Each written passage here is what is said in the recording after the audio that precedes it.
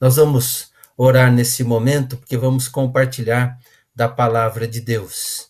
E aí, eu quero convidar você, então, que feche os teus olhos e vamos orar ao nosso Senhor.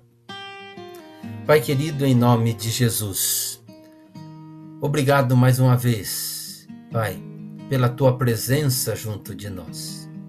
Obrigado, Senhor, porque nós temos essa alegria de servir a um Deus vivo. Nós temos essa alegria de sabermos que não estamos sozinhos, que em meio às lutas, às dificuldades, o Senhor sempre está conosco, cuidando de nós, caminhando conosco nos vales de sombra e de morte. Pai, agora vamos compartilhar da Tua palavra. Senhor, em nome de Jesus, fala conosco, fala através da minha vida, e aquilo que o Senhor já colocou no meu coração, eu posso agora ser um instrumento nas Tuas mãos para transmitir a Tua palavra. E a Tua palavra, ó Pai, alcance cada vida e cada coração, porque o Senhor sabe que cada um precisa ouvir, o que cada um necessita ouvir nesta noite. Por isso, Pai, fala de uma maneira muito íntima, muito pessoal, e cada um possa receber a Tua palavra e, diante da Tua palavra, deixar que o Teu Espírito Santo realize em nós esta obra de mudança, transformação, renovação nas nossas vidas. Obrigado, Senhor, nós cremos nisso, que a Tua palavra não volta vazia, em nome de Jesus. Amém, amém e amém. Irmãos e irmãs, hoje o tema que nós vamos meditar na palavra de Deus é esse que foi passado para vocês. Dificuldades. Como reagir? Como reagir diante das situações difíceis que enfrentamos na nossa vida? E aí a pergunta é justamente essa: qual é a sua reação diante desta pandemia? Qual é a sua reação diante dos problemas e das dificuldades que vêm sobre nós, que vêm sobre toda a vida? Geralmente as pessoas têm duas reações que são comuns quando vivenciamos as lutas e as dificuldades. A primeira reação das pessoas, muito comum, é a revolta. Culpa a Deus pelo fracasso, pelas suas frustrações, culpa também as pessoas, especialmente as pessoas mais próximas, mais íntimas, que servem muitas vezes aí até como para-raio para despejar as frustrações que estão se vivenciando. Ficam amarguradas, com raiva, revoltadas com tudo e com todos. Uma outra reação também muito comum é a autopiedade, autocomiseração. Se colocam as maiores vítimas do mundo. E frases como eu não consigo nada, não valho nada, só acontece comigo, tudo dá errado comigo, torna-se como que um mantra daqueles e daquelas que vivem assim, sentindo pena de si mesmas. É aquela música que nós lemos, a poesia de Cazuza, do blues da piedade, ou seja, pessoas que vivem ali no seu mundinho, pessoas que vivem em si mesmadas, pessoas que, diante de problemas que não precisam ser tão grandes assim, se abatem, ficam ali, remoendo aqui naquela autocomiseração, se sentindo vítimas de tudo e de todos. Assumem um complexo de inferioridade gigante e vivem a síndrome da Gabriela, que é a música que o Dorival Caymmi, na década de 70, compôs, inclusive para uma novela, Gabriela, e ele diz assim nessa música: eu nasci assim, eu cresci assim, eu sou mesmo assim, vou ser sempre assim, Gabriela, sempre Gabriela. Ou seja, uma vez que essa situação está estabelecida na minha vida, é assim que eu tenho que viver, é assim que eu tenho que aceitar, é assim que eu tenho que me sujeitar. Ou seja, são crentes que acreditam em destino, ou karma, ou coisa parecida com isso. Acham que isso que está acontecendo é definitivo, que isso faz parte da vida dela e que ela tem que conviver com isso para sempre.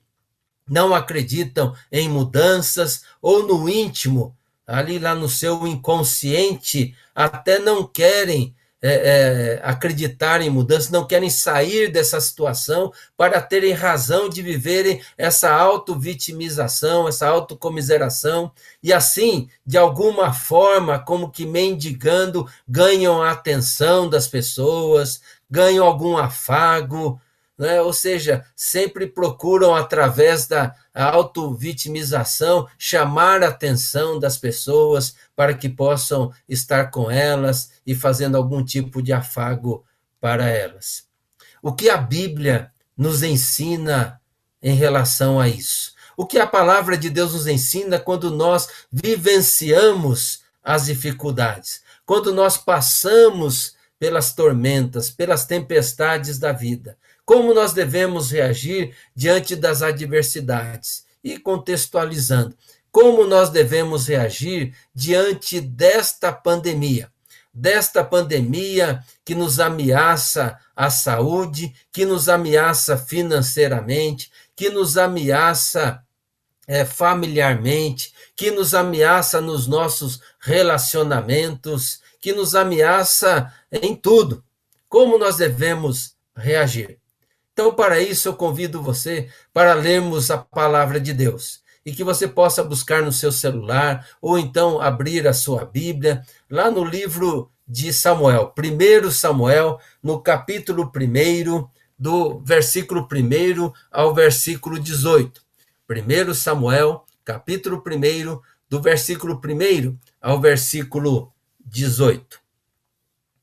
Diz assim a palavra de Deus: havia um homem da tribo de Efraim, chamado Eucana, que vivia na cidade de Ramá, na região montanhosa de Efraim. Ele era filho de Jeroão, neto de Eliú, bisneto de Tou e trineto de Zuf. Tá aí todo o histórico dele para sabermos que isso é verdade. Eucana tinha duas mulheres, Ana e Penina. Penina tinha filhos, porém Ana não tinha.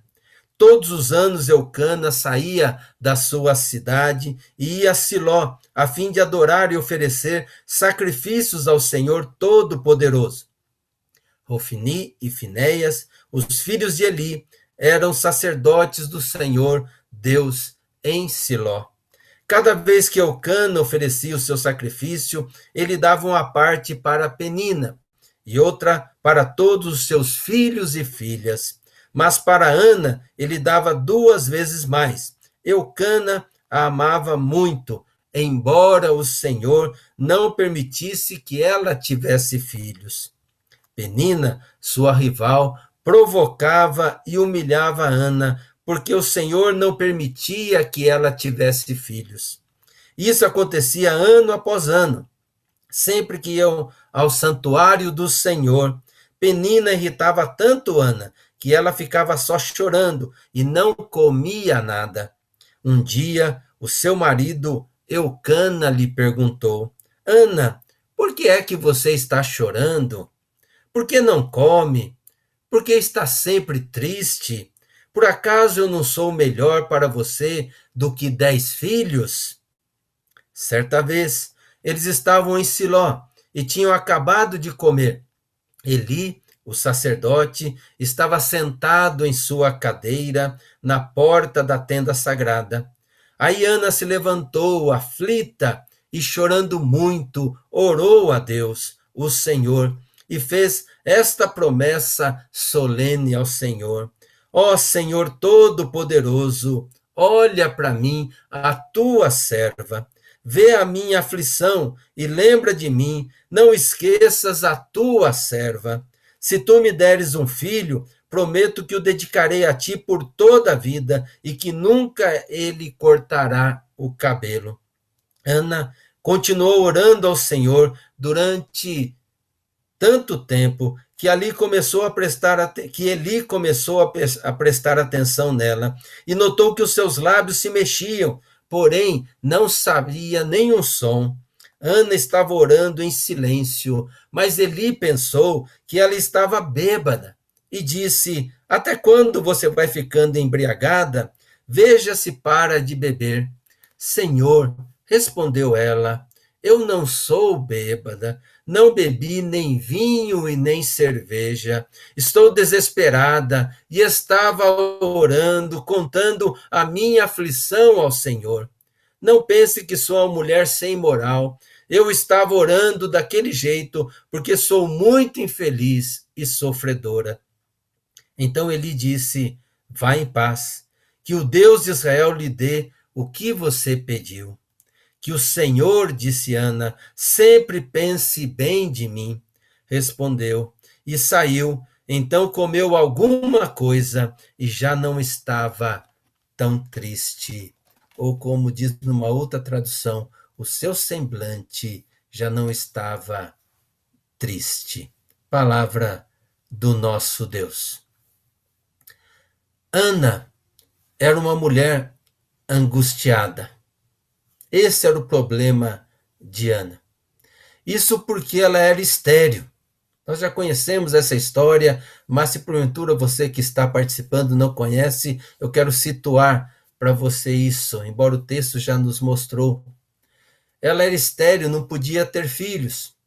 A mulher que não pudesse ter filhos ou dar filhos ao marido era considerada amaldiçoada, pois o papel da mulher naquela época, no contexto judaico, era para a procriação. Ter filhos significava dar continuidade à descendência. Mas Ana enfrentava outra dificuldade. Ela era zombada por Penina, outra mulher de Eucana. Penina tinha filhos e também tinha o prazer de zombar e menosprezar Ana por não dar filhos para Eucana. Outra dificuldade que Ana enfrentava com a sua esterilidade. Embora isso não fosse, vamos colocar entre aspas, o privilégio só de Ana, pois as mulheres conviviam com isso. Era a insensibilidade do seu marido. Eucana, diante da tristeza de Ana, com toda a sensibilidade masculina, machista, dominadora, diz o seguinte para ela, está lá no verso 8: Ana, por que você está chorando? Por que não come? Por que está sempre triste? Por acaso eu não sou melhor para você do que 10 filhos? Esse versículo vai aparecer aí na tela para você, um versículo que a gente já leu. Que homem carinhoso, que homem sensível. Só faltava cantar a música do Roberto Carlos, Esse cara sou eu. Alguém que vê a mulher, vê o seu sofrimento, tem sensibilidade para com aquilo que ela estava passando. Claro que estou sendo irônico. Ana vivia essa agonia. Ana estava sofrendo. Mas tinha algo que a fazia sofrer mais.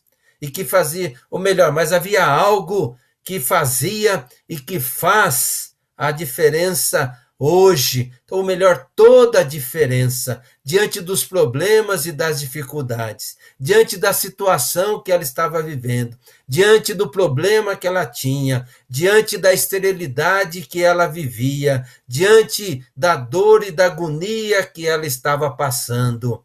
Ana confiava em Deus. Ana confiava no Senhor. E por isso deixou para nós 2 exemplos de reação positiva diante da adversidade, diante da dificuldade, diante dos problemas, diante das situações difíceis que enfrentamos na nossa vida. Diante da dificuldade. Esse é o primeiro exemplo. Ana orava. Diante da situação complicada, diante da situação que não temos mais nada o que fazer, Ana buscava em Deus a resposta, buscava em Deus a solução para o seu problema.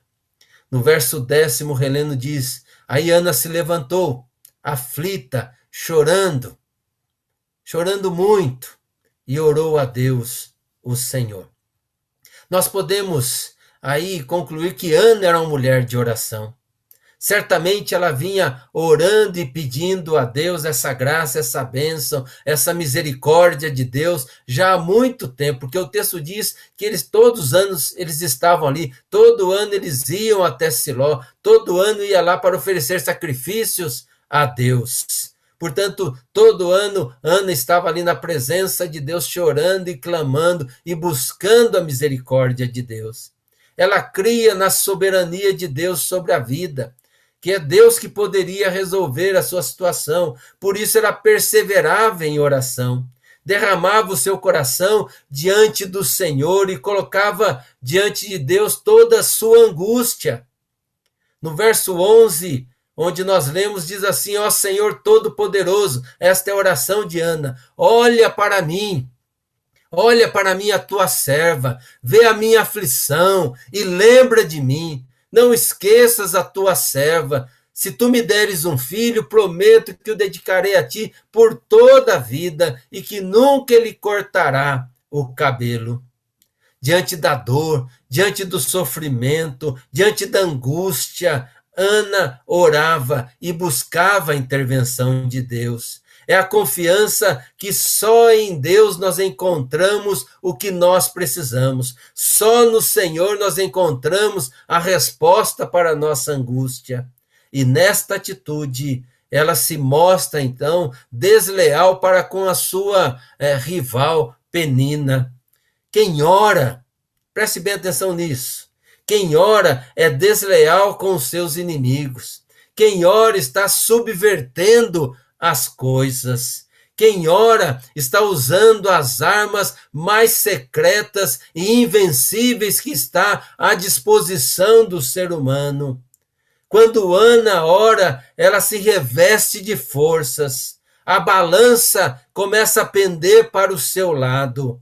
E é dessa arma que nós precisamos. Precisamos valorizar a oração, valorizar esse momento com Deus, valorizar esse canal aberto que nós temos com o Senhor dos Exércitos, com o Senhor Todo-Poderoso. Quando nós oramos, envolvemos as três pessoas da Trindade. Oramos ao Pai, oramos ao Filho, oramos ao Espírito Santo. Quando oramos, nos colocamos na presença de Deus, naquele que criou os céus e a terra com a sua palavra, criou do nada, era um caos ali, e Deus então começa a dar forma, e dar, então aí forma todas as coisas, e cria o ser humano. Quando oramos, invocamos a intervenção do Senhor da vida, do soberano, do governador do mundo. Portanto, quando oramos com fé, algo acontece. Pode ter certeza disso. Quando você se coloca, se derrama diante do Senhor e ora com fé e derrama sua alma diante de Deus, algo acontece na sua vida.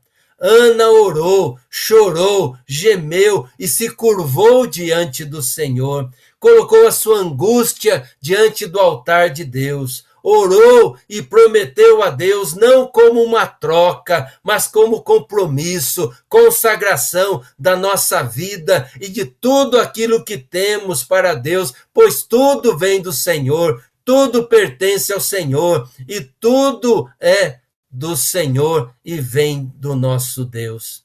Quando oramos assim, irmãos e irmãs, algo novo acontece conosco. Não permanecemos a mesma pessoa. Precisamos olhar para a oração como algo extraordinário que nós temos à nossa disposição. A oração não é simplesmente uma coisa mágica, não é simplesmente um instrumento para tirar bênçãos de Deus, mas a oração é um momento de íntima comunhão e de relação pessoal com o nosso Senhor, onde eu abro aí o zíper da minha alma e coloco e derramo diante de Deus a minha dor, a minha ansiedade, a minha frustração, as minhas amarguras, tudo aquilo que está ali machucando o meu coração. E aí eu tenho essa experiência com Deus, e aí as coisas mudam, as coisas não permanecem a mesma. Na oração de Ana, nasce uma nova atitude. Uma nova atitude. Depois de Ana orar, ela responde assim para o sacerdote, né, que o Senhor sempre pense bem de mim. Respondeu ela, e saiu, e então comeu alguma coisa, e já não estava triste. Algo novo aconteceu na vida de Ana. Aquela mulher triste, angustiada, deu lugar a uma mulher confiante, a uma mulher segura, a uma mulher cheia de certeza. Ela ainda não estava grávida, o seu desejo de ter um filho ainda não havia se concretizado, mas Ana estava diferente. Ana levantou diferente. Ana orou e colocou a sua causa diante de Deus. E depois se levanta, enxugou as lágrimas e voltou a comer. Lembra que o texto dizia que ela não comia, que ela estava entristecida, que ela estava ali amargurada com tudo isso que estava acontecendo com ela. É a atitude de quem confia. Ela volta a comer, o seu semblante já não era o mesmo, já não estava mais tão triste, já não estava mais naquela mesma situação, e ela então come, porque é a atitude de quem confia que a sua causa está nas mãos da única pessoa que pode resolver o seu problema, que pode dar jeito a esta dificuldade, que pode tirá-la desta angústia. O seu rosto já não estampava a tristeza de outrora. Ela estava aliviada, confortada, amparada, porque havia colocado a sua causa no altar de Deus. Ana se levantou grávida, não no seu útero, não no seu ventre, mas na sua mente, no seu coração. Ana estava grávida da promessa de Deus. Promessa que nos diz em toda a palavra de Deus, de Gênesis a Apocalipse. E eu quero trazer algumas para você que está vivenciando, né, como todos nós, essa pandemia, mas também pode estar vivenciando outros problemas e dificuldades, talvez decorrentes delas ou não, mas que são dificuldades que doem no seu coração. A palavra de Deus e a promessa de Deus diz: o Senhor é o meu pastor e nada me faltará. Numa outra tradução diz: o Senhor é o meu pastor e de nada sentirei falta. Por quê? Porque Ele é o meu pastor, Ele é a minha suficiência, Ele é aquele que cuida de mim. O Salmo 46, no verso 1, diz assim: Deus é o nosso refúgio, a nossa força, o socorro que não falta em tempos de aflição. Ou seja, na sua angústia, no seu problema, na sua dificuldade, seja qual área for, Deus está presente na sua vida, te fortalecendo e sendo um refúgio, sendo uma fortaleza para você. O Salmo 73, no verso 26, diz assim: ainda que a minha mente e o meu corpo enfraqueçam, porque enfraquece sim, nós somos humanos, nós nos abatemos, mas o salmista diz: Deus é a minha força, ainda que isso aconteça, ainda que eu esteja prostrado, Ele é a minha força, Ele é tudo o que eu sempre preciso. Ou seja, Deus é aquele que eu posso recorrer, que eu posso colocar as minhas coisas, a minha causa e ter a certeza que Ele está cuidando de tudo e cuidando da minha vida. Deus falou ao coração de Ana e Deus a engravidou com a sua palavra. Eu gosto muito dessa expressão, engravidou a mente e o coração de Ana. E Ana se levanta outra mulher, se levanta outra pessoa.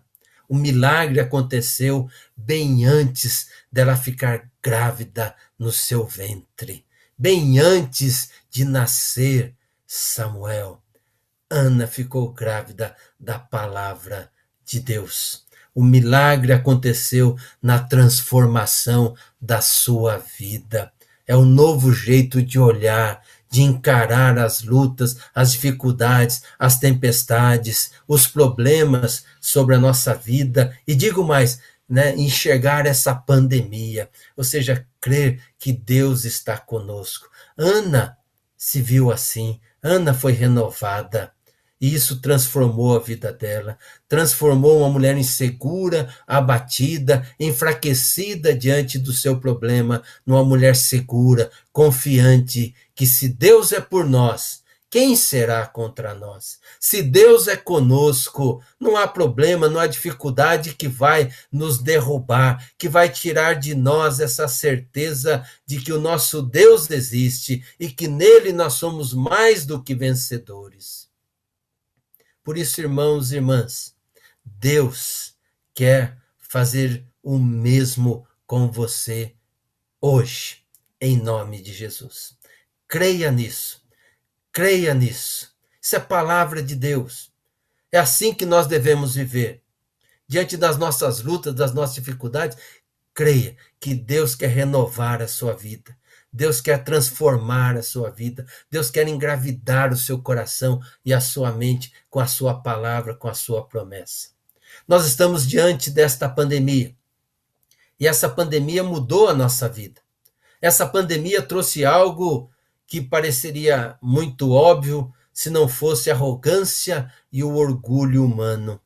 Ou seja, que nós não temos controle nenhum da vida. Não temos controle nenhum das coisas. O que parecia antes da pandemia estar seguro, o que parecia antes da pandemia estar certo, líquido que iria acontecer, se desfez. Não aconteceu. Parou. Ou seja, nós não temos controle. Somos muito pequenos diante dos desafios que nós temos pela frente. Desse novo normal que está sendo falado aí, desse novo normal pós-pandemia.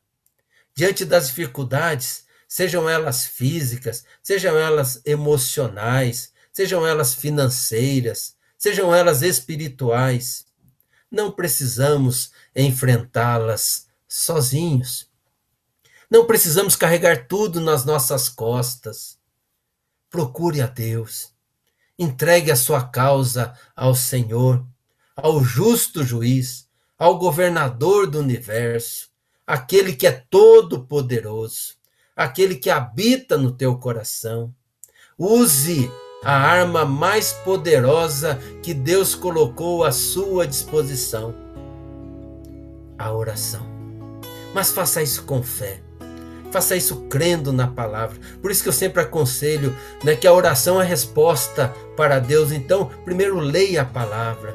Tenha essa intimidade com a palavra, tenha esse compromisso com a palavra diariamente, para que ela possa produzir essa fé no seu coração. E aí você se coloque, se derrama diante de Deus com esta fé e creia que Deus está com os ouvidos inclinados para ouvir a sua oração. E Deus está trabalhando, já antes de você orar, Ele já estava trabalhando. E agora você orando, Ele está trabalhando na sua vida, transformando a sua vida, renovando a sua vida, dando novo significado à sua vida. Ore com fé e derrame a sua alma diante do altar de Deus. Chore e fale tudo o que você está sentindo, toda a sua dor. Fale tudo para Deus. Quando oramos, as portas do céu se abrem, o inferno treme e as coisas mudam em nome de Jesus.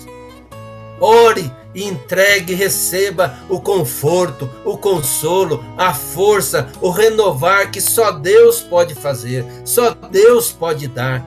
Não há livros de autoajuda, palestras de autoajuda, coach ou pastor ou qualquer outro que possa fazer essa mudança na sua vida, essa transformação de mente, essa transformação daquilo que você está passando em algo novo. Só Deus pode fazer isso. Ore e confesse a Deus a sua falta de fé na soberania de Deus, no poder de Deus. Porque muitas vezes nós duvidamos, lá no nosso íntimo, podemos até não falar, podemos até não verbalizar, mas as nossas atitudes e as nossas emoções transparecem isso. E Deus sabe tudo que passa no nosso coração. Ore e ouça a voz de Deus.